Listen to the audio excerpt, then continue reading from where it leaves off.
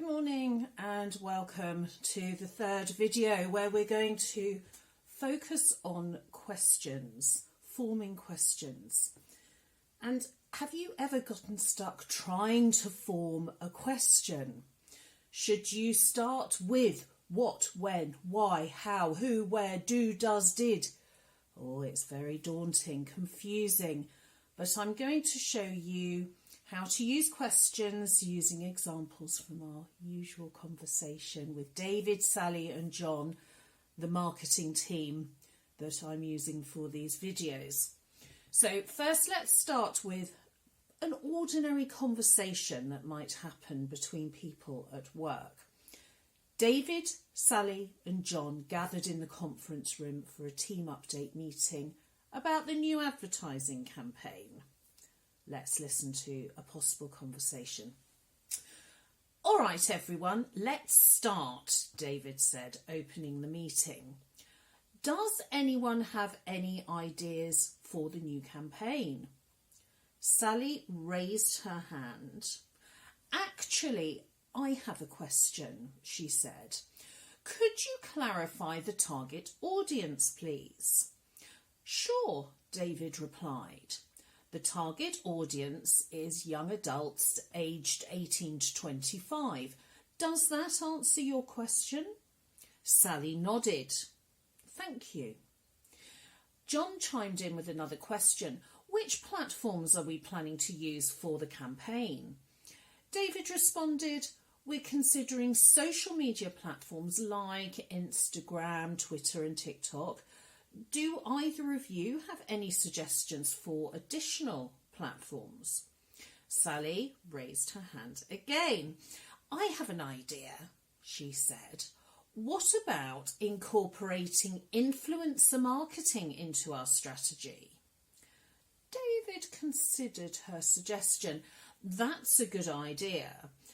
Do you have any specific influencers in mind? Sally nodded. Yes, I've been researching some popular influencers in our target demographic. I can compile a list for us to review. Great, David said. Let's schedule another meeting to discuss the influencer list in more detail. As the meeting wrapped up, David thanked everyone for their contributions. Does anyone have any final questions or comments before we adjourn? John raised his hand. Yes, I have one last question, he said. What's our timeline for completing the campaign?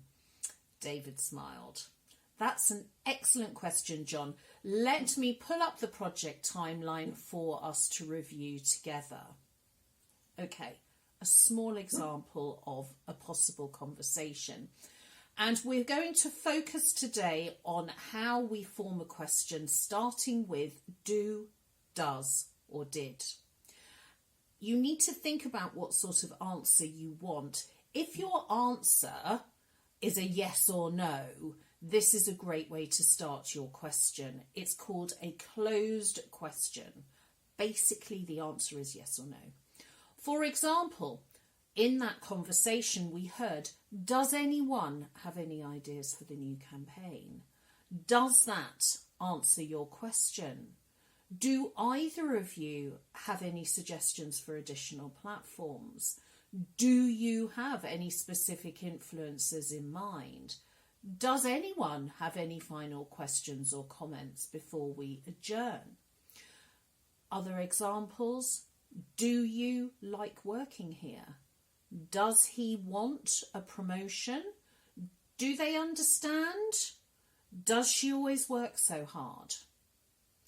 We use do if it is I, you, we and they.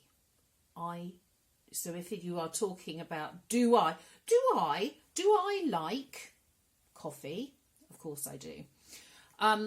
And if we want to use the third person and we're talking about a he or a she or an it, we use does. Does anyone have any ideas for the campaign? The word anyone counts as a third person. Does that answer your question? All right. If we're talking about the past, this is when we use did. We start with did. Did you finish the report on time? Did the shipment arrive yesterday? Did they talk about it in their meeting? Did you go to that restaurant we talked about? All of those have the answer yes or no. What about using the negative?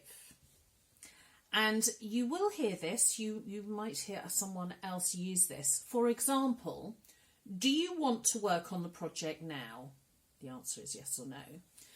But what if it was, don't you want to work on the project now? Do becomes do not, don't.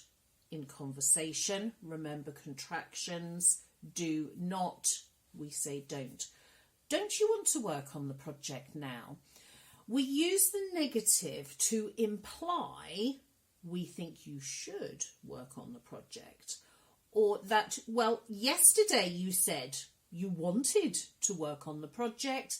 Today you're not sure, so don't you want to work on the project now?